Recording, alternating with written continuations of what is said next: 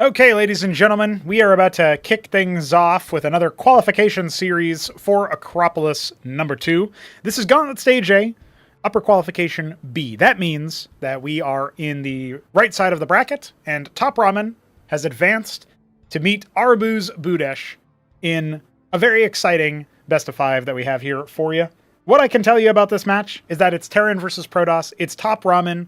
And his worst matchup, he keeps saying, is Protoss, but he's also been studying like a mad lad. He's posted before on the comments section of the most recent prototype, as of the date of recording this, that he is a big fan of the open bracket policy. He's downloaded the replays of his opponents. He's studied them up. He's considered them. And so I think he was very excited to see that Shopkeeper Dog was able to take a game versus Arbuz earlier in the tournament prior to this match being played. So, without any further ado, we'll take a look at our pick ban. TopRamen has selected Genesis Y as our starter, with Demilune being ArbuzBudesh's choice.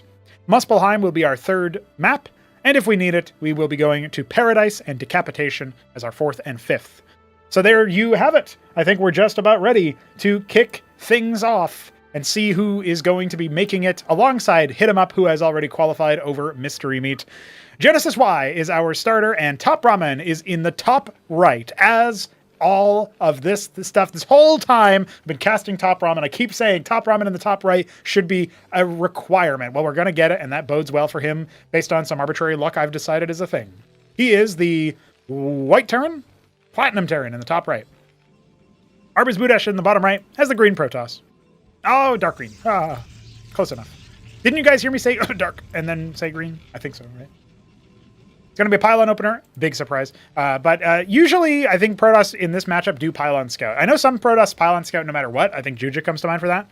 But it's cool to see that we are going to be... We're going to be talking about the number 2 versus the number 3. And of course, Mystery Meat versus Hit 'em Up was number 1 Hit 'em Up versus number 4 Mystery Meat. So we did have the top 4 make it all the way to the upper qualification. No upsets there. It's just we had some other upsets along the way. And, well, I'll cast those in short order as well. Gateway for Arbuz. It's in an interesting spot. It does feel like it has to move pretty far all the way down here. But, you know, maybe he's going to save up this prime real estate for something else. Second gate, pretty obvious follow-up. This has been a pretty meta opener here. I guess the idea being that as Protoss, you have control over the early game of the matchup, and you want to try to smash the Terran back a little bit, right? And so you want to keep them defensive. You want to keep them from, you know, investing too much into tech or into a very strong battle army or into anything like that. Meanwhile, if you go for one gate into an expansion, well, what are you going to be doing after that? You've already seeded the map control, right? So people haven't really found a good style for Protoss to be seeding that early game tempo and then getting something else that's really good in advance for it. Now, I say they haven't found that style. I think Hit 'em Up has explored it a lot. He just hasn't been playing it most recently. Maybe as he gets into more practice-oriented games, he'll be able to do something like that. There was a time and place where Protoss was just doing any old thing and getting away with murder. So it's a little bit nice to see them reined in that respect. A couple vultures coming on out here for TopRamen. We have seen a number of other Terrans go straight for the Scrapyard or the Palladium right after that. Arbuz considering an expansion, it looks like, but instead he pulls his worker back, adding a third gate instead.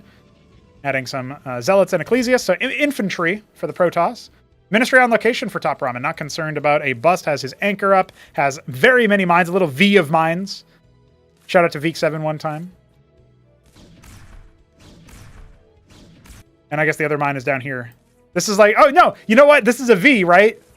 And then this is the 7, if you ignore this part. Or maybe this is like the line that goes through the 7. You know, some people draw a 7 with a line. I actually do that too.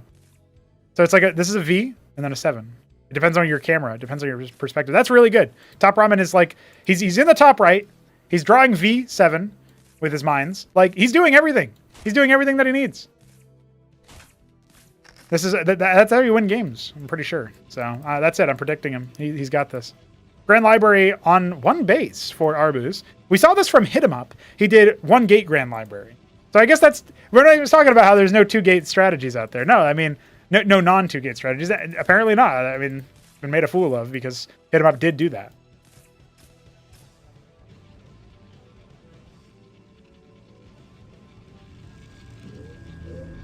see what the Grand Library beholds for us. Arbuz not able to afford... Oh, I know what the strategy is. I've casted this versus... or not casted. I've seen it versus Shopkeeper Dog. So Arbuz is going to go for this 3-gate, 1 Grand Library strat. He's going to try to bust the Terran with, like, pure, straight-up, like, heavy military. This does put you behind economically, but if you can kill the enemy because they've invested more in their economy than in their defense, and you overwhelm their defender's advantage...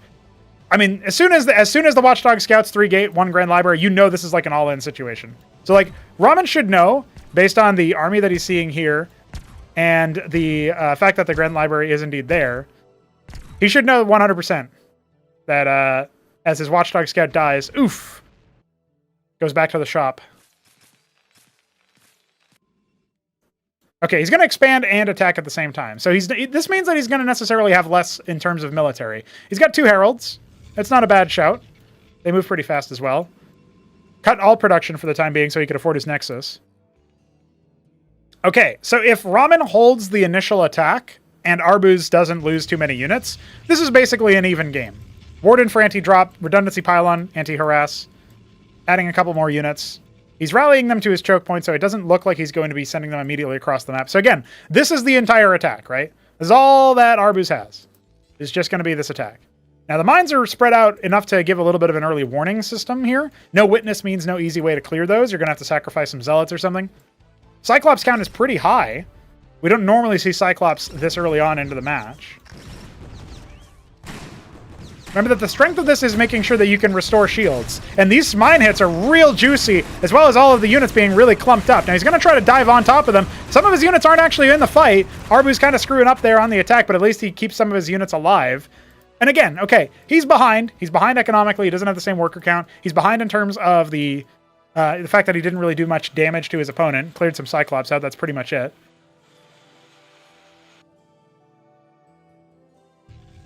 But I think he's still going to be okay. I mean, he's already had anti-drop defense added. He's adding a Stargate. That's an interesting follow-up. I wonder what that's going to be for. Cyclops drop coming in from Ramen. As long as Arbuz holds this without losing too much, he can bounce back from this deficit. He just needs to play a much more defensive game than maybe he's used to in the matchup. Cyclops going to be unloading here. No reaction just yet from Arbuz. What does he want to do? Okay, no, you don't want to oh my god. Oh my god. You don't want to decollide on top of the Warden, because the Warden takes the aggro of the Cyclops. So, if you're not going to just turn and fight with the Scribes, you really don't want to do that. But, you know, I mean, it's like 6 workers dead. Going to be a couple others. He's going to lose that Warden as well. He didn't cancel it. Okay, he's going to try to counterattack based on the way that his army is set up here. The Stargate's going to finish, but he doesn't really have the economy to keep it up. Looks like one of those Cyclops... No, it's actually not going to die. There you go. Now he's picked. Another Cyclops drop down here. This is everything. If he doesn't bust this, if Arbuz does not win with this attack in the counter... I mean, remember, when you drop, you don't have as much of an army. There's not that many mines. If Arbuz just A-moves over here, he might still be able to get something done. But he is desperately on the offense. He's not really using it right now. He's okay, well, you know, Ramen's helping him out. He just left with 4 of the 10 Cyclops that he did have, setting up a 3rd base. Draken going to try to respond to the threat, but, you know, this amount of Cyclops is going to be able to deal with that. More and more Scribes dying. There we go. Here comes the push. Arbuz going to dive in. Got a lot of Heralds. They're pretty good at dealing with this sort of thing. He focuses down the anchor. I don't know if that was the right move, per se, but he is going to go ahead and dive forward. That's a big stun onto many of Arbuz's units, but also 2 of the Goliaths. One of them goes down. Second one going down, but there's so many. Yeah, that's it. This attack not making it happen, and Ramen has taken the first game. Easy clapagus. It's nice to see that Ramen is back to his dropping style, because that was so effective before. It's definitely like exactly what I would hope for when I see him struggling in the matchup, and I keep thinking to myself, the Cyclops drops, Ramen, the Cyclops drops. We're going to Demilune for game number 2. It's ArbuzBudesh on the bottom right as the Blood Protoss. And TopRamen in the top left as the Silver Terran. All right, well, he got Platinum in the last game. I'm glad that the Shambler who admin this series changed his username.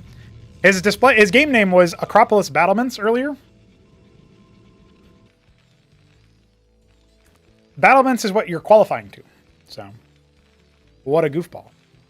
Ramen keeping his hands warm. Smashing his keys, getting his APM up there. It's going to be a Fulcrum opening for him once again. No surprises. I don't know if I've ever seen Ramen do bio opening. Maybe versus Zerg, like on an older patch. Thanks, Shambler. Appreciate it. Even when he's the admin, he has to type. Shout out to our admin team, though. Jujic has done the most of the series, but we've had the Shambler. We've had, obviously, most recently, Smarty Cakes joined, but the Shambler, Jujic, and Ozlex, Three Crow, Lucy, Smarty, and Cannoli did one. So, pretty cool. Very cool. I do appreciate it. Makes my life possible. I was going to say easy, but how about possible? Fulcrum nearly complete for TopRamen, despite some harassment. That's a political slogan in the waiting, right? You could just say Kamala, or Kamala, I don't know how you pronounce her name, but Kamala Harassment. That's how you could say. Brings a new meaning to my my old quip. Because I did like to say harassment, because I think that's how the British people say it. Sometimes when you hear British people say something, it just sticks in your brain, especially as an American. It's just really funny. Ramen looks to be setting up for a very fast ministry. I mean, is he going to make it part of his wall? No, he's going to do an anchor. Okay. I wonder what his... okay, he's queuing up a Cyclops. So he's going to delay his expansion, but it's going to be... I think it's going to be a one Fulcrum expansion by the looks of things. Now, the Mason comes on back. The Vultures never left the building. He's just setting up a very defensive mine formation. Not a 7, though. Not really a 7. It's kind of a pyramid cone shape, though. It's like, welcome, you are ascending the steps of the Acropolis. Ministry is indeed coming online. Dracodon scouting around. It looks like maybe Arbuz is looking around for where the Mason went in case he was building a Watchdog Scout to lift and move across. So that's kind of interesting.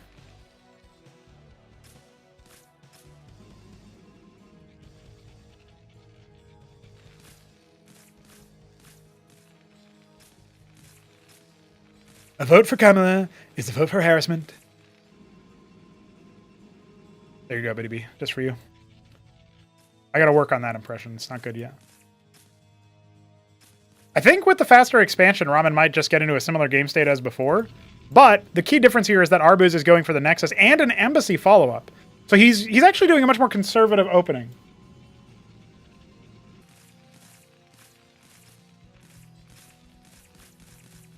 Hey, congrats, hit him up in the chat. Making it in alongside whoever wins this series. Our first 2 qualifiers.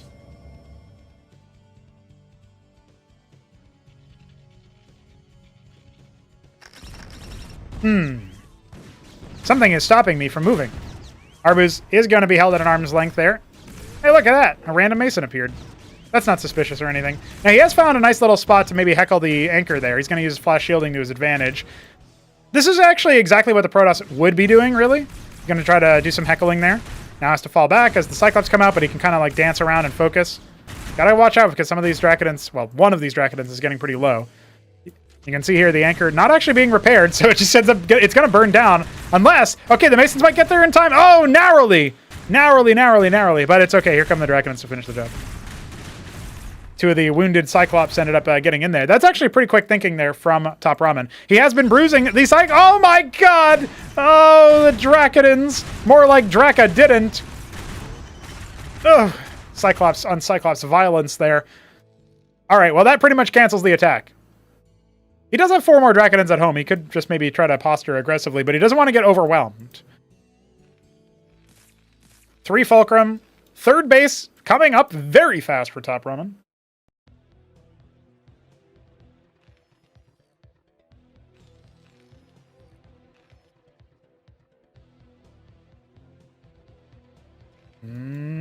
Still this one lobotomy mine. I'm waiting for it to come online. When Ramen just builds that in the wreckage of the previous anchor, it makes me think of how, like, there was one time when I was really young, I did a campaign run. And I just, like, would rebuild whatever the AI had pre-placed after I killed it in exactly the same spot. That's exactly what it made me feel like when I saw him do that to himself. I don't like this position here for Arbuz. I think it's very dangerous. Okay, 2 of them getting cut. Thankfully, he doesn't push his luck. He's actually been able to heckle one of the Cyclops out. The anchor does finish behind this. Okay, he's still overall doing some pretty fine hemorrhaging here. It is going to be trading. It's micro-dependent. Taxing on his economy. Adding an Ardent and a 3rd gate. He has his embassy out. Did he make anything with the embassy? He's got a witness idling doing nothing. That would be a really big help on the front line. And instead, it looks like Arbuz is going to be moving out away through the high ground here. One thing you might notice about Demilune is that it was updated to remove the ramp that used to be here, as well as, of course, the corresponding ramp down here. The significance of that is that if you want to try to pressure the 12 or 6 base, you have to go all the way around here if you're not going to come up in this general area. So that's a little bit more value to holding this high ground unbuildable area. Witness now going to be revealing the degree of defense that Ramen has prepared. He's got a couple of Goliaths. If you can get the Goliaths to stick around in a force, in an area, man, they can do some powerful things. They are so damn good at, like, sustained fights now. Really strong.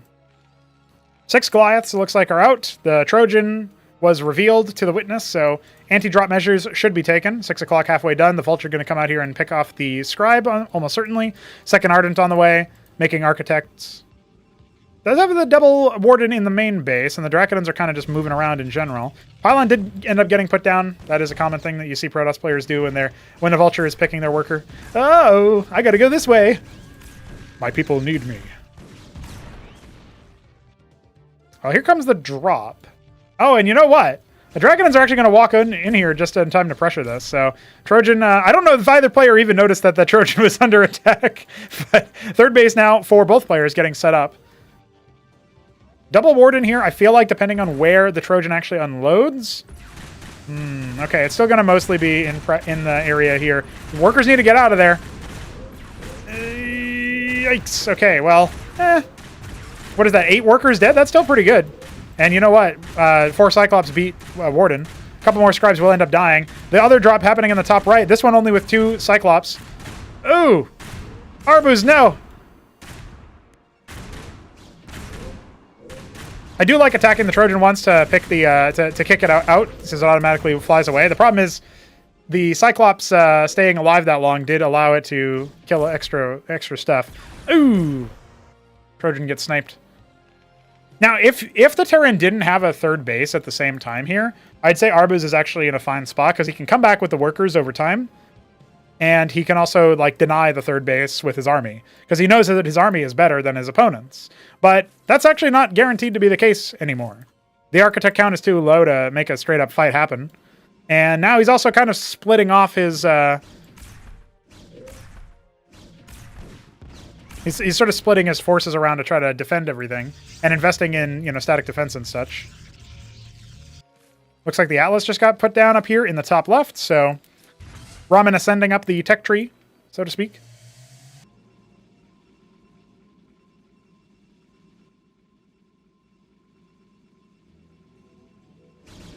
Flying the Trojan in just to scout, but gets parried by the Dracodons.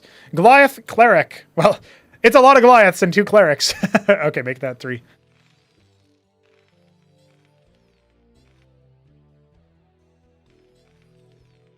Shout out to Chumbeck in the chat, a.k.a. my homie Hoop Thrower.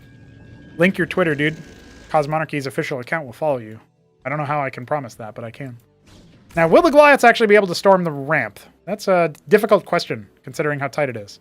But this one Dracodon has been kind enough to walk down here and absolutely get shellacked.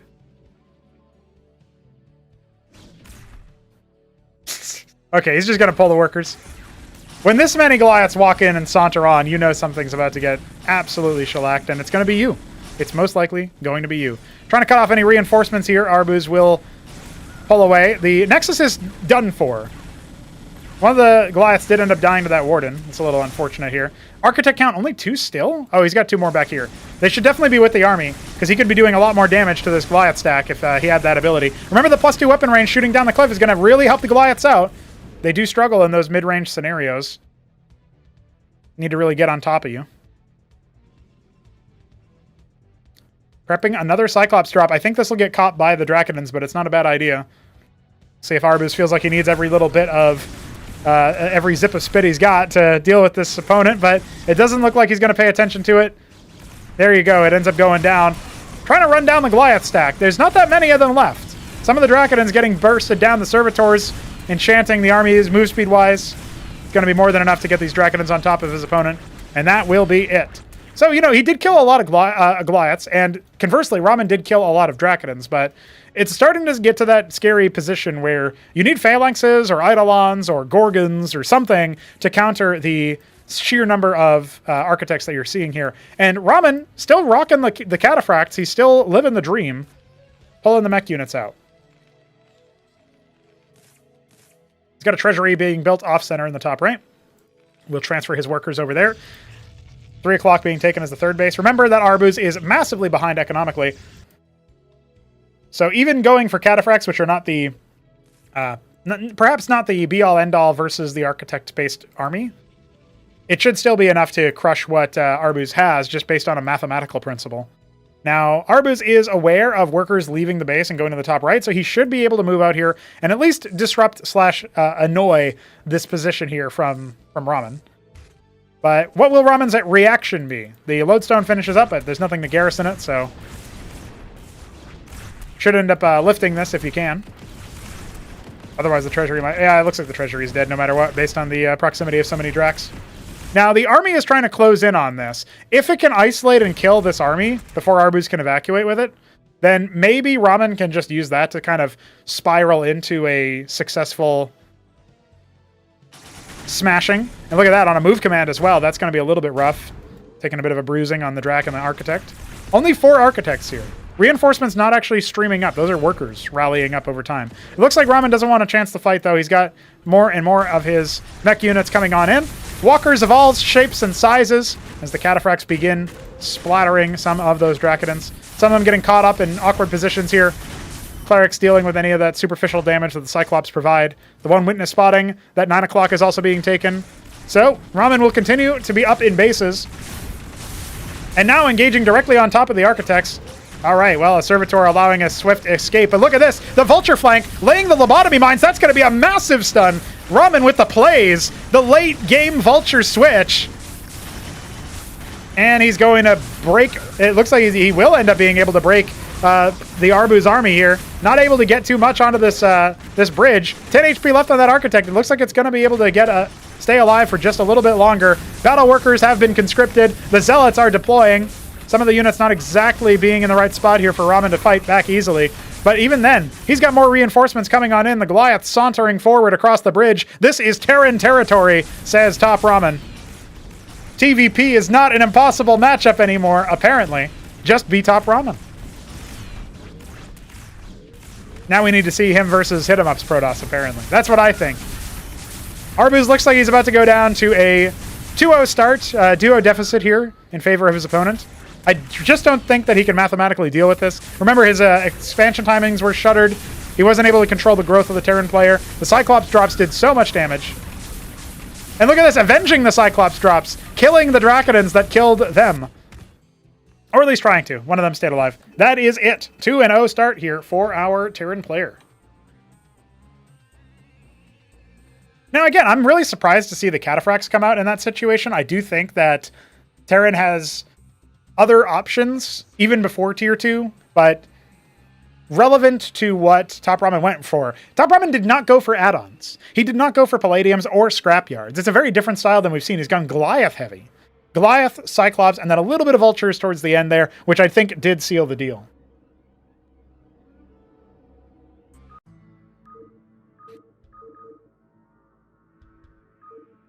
We're going to go to Muspelheim for game number 3. Remember, Paradise is up next if we need it. And I think it was Decapitation? Yes, that is our decider. If Arbuz threatens the reverse sweep. He is in the top right as the Vermilion Protoss. And Ramen is in the bottom left as the Platinum Terran. Muspelheim is an interesting map for this kind of matchup. It's kind of interesting, I would say.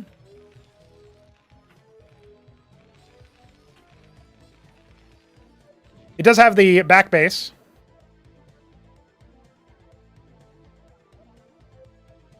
Just blow up that that Iron Foundry and you're good to go. Or, you know, lift it if you're a Terran player.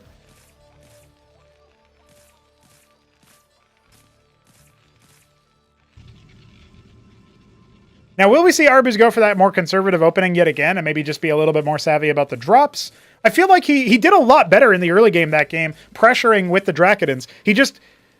If he had waypointed the Witness to the front line when he made it, because like the 2-gate into Nexus into Embassy build, I think it does offer something really nice to the Protoss army. You ramp up your army count slower, but if you're going for the Dracodon push, you're going to be able to clear the mines and then pressure that Cyclops-based style. Now, the open question there is that, you know, does TopRamen find something else that you can do, right? The question there is like, if TopRamen can just find a different style that neutralizes the minimal, like the 2-gate opener in terms of military, then that's a little bit different. But from that particular matchup, I feel like if Arbuz just waypointed his Witness across the map when he trained it or had the rally set correctly to begin with, that seems like it would be a good idea to me. So I think then he would have been in a much more commanding spot to do some pressure. I don't think Ramen would have been able to account for that in his build order. Because, you know, when you go Starpad, you have a less upfront, strong military upfront. Vulture moving around, just seeing to see if he can spot where that scribe went. Little does he know the scribe has already returned home. Maybe looking for proxies or something. Not sure. Just checking all the bases. Now, what is Arbuz up to? What is he thinking?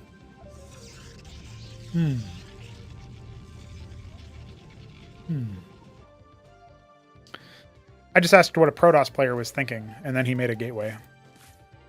I need a drink.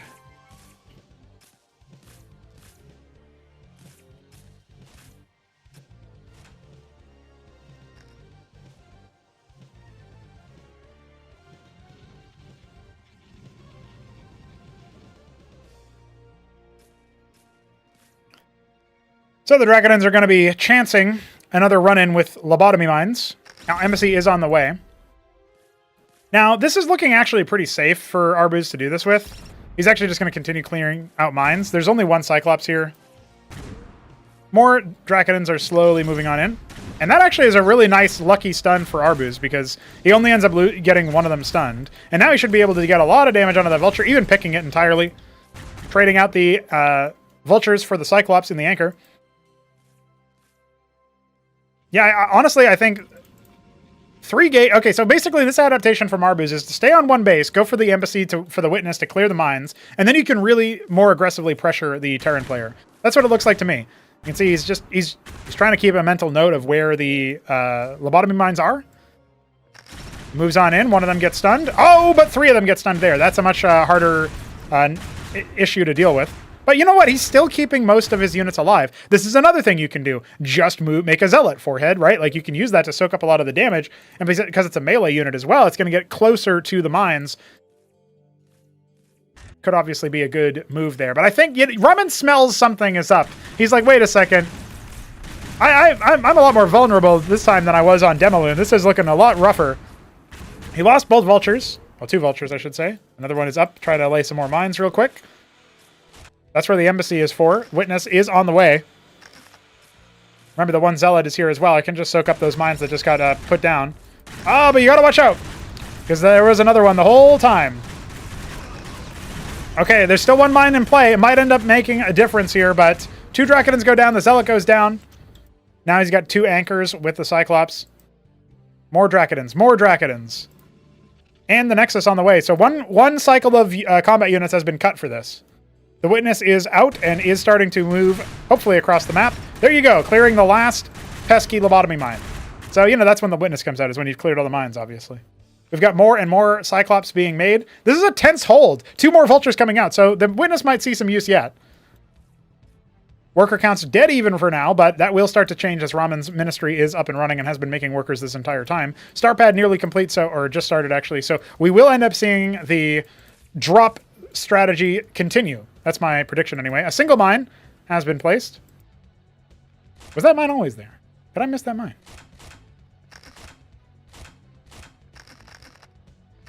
And the Draconians have actually fallen back, so it looks like Arbuz wants to relax, get into his Stargate. I still wonder what his Stargate style is for, really.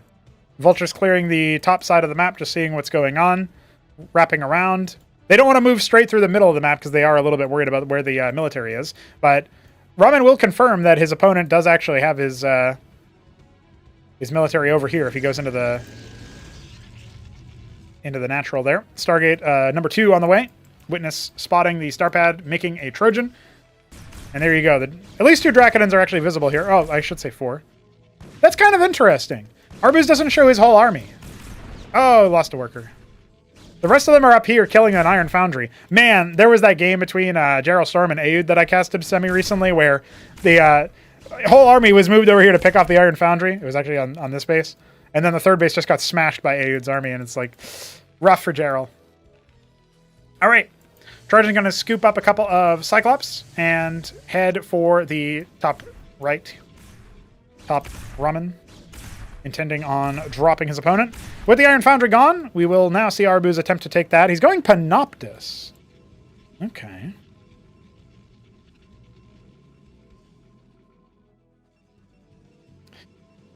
Yes, Jujic is right to point out, as Hit Him Up is talking about Arbuz not making a witness. Arbuz did make a witness. He just left it in his base. I think if he hadn't, I was musing on that earlier. If he hadn't, I think he actually would have won Demilune, or at least been taking it a lot closer. Now, will the Cyclopses here, I mean, they're going to get spotted in the drop. Arbuz not responding to it. Okay, now he sees it. And Ramen actually not queuing it up either. What's he going to do with that? He's just holding it. He's just kind of hanging out. He's like, yeah, whatever. I think Ramen just forgot about it. He's back at home adding another ministry. He's going to clear out his own Iron Foundry for his back base there. He's just totally forgotten about it. Now the Panoptus reminds him. Oh my god. Oh, it's brutal. Absolute brutality. That drop did nothing. I mean, it confused Arbuz a little bit. It did see the Stargate. You know? There is that. But man, that was a comedy of errors, right? Another drop on the way. I think that's why he was waiting for it. He wanted to just park it there. Hard to do that on Muspelheim if your opponent has that cleared. Okay, only 2 workers, 3 workers going down. The Warden not even getting picked off. Now here come the Panoptuses to run interference. To me, this is the best Arbuz has held this whole time. Now he's actually just going to ground these Cyclops here as the Draconians come in to clean them up. So this feels very well played from Arbuz's POV, right? He's down to like 3 workers. That's the 3 workers he just lost. He's actually caught up in workers if you consider that because Ramen's ministry was up sooner. He doesn't have his third base coming up though. That's one thing that he should definitely try to do a little bit faster here. Going for the land effects. So he wants to use Disruption Field versus the main army, it looks like. The Cyclops being a little bit bold there. 1 Draconian getting left by the wayside there. A sacrifice that had to be made. A sacrifice Arbuz was willing to make. Panoptus is coming on in, but they are standing on top of the Draconians where the Cyclops Splash might help them out. More Panoptus is swinging on in for the fight. The Goliath's getting caught up there. Now flying away, very bruised, very wounded. But the Draconians have remained unmarred this whole time. Ramen's mech being assailed. He falls on back. Still has his, little mine point to fall back to. And now the Panoptus is going to swoop on in and try to pressure that island base. Or back base, I should say. Very nice there from Arbuz. He's going to stop that from counting towards the worker count and the economy of Ramen, who is halfway done with his Atlas. Adding his 5th Fulcrum now complete. His Vestry on the way.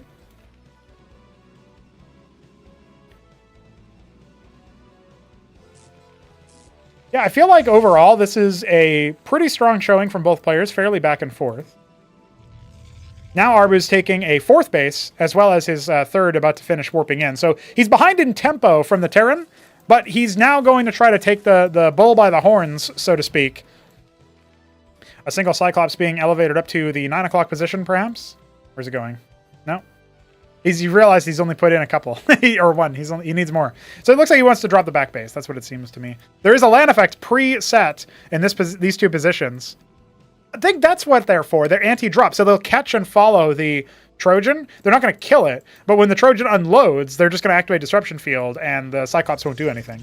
That's actually not too bad. Then the Wardens can kind of clean them up. That's good theory. It's going to require a little bit of execution, but good theory overall.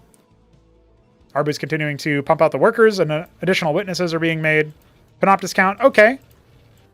Looks like the only going to be one drop this time around. Ramen not making another one, instead going straight into the triple mantle opener that he did on Demilune as well. All right, let's see what Arbuz is made of with the Disruption Field. You can see what I was talking about there, though. Instead, he's kind of ignoring it. I don't know if he thinks that his Warden is just going to kill him, but that's not how that works. I guess he wants the Panoptis for that.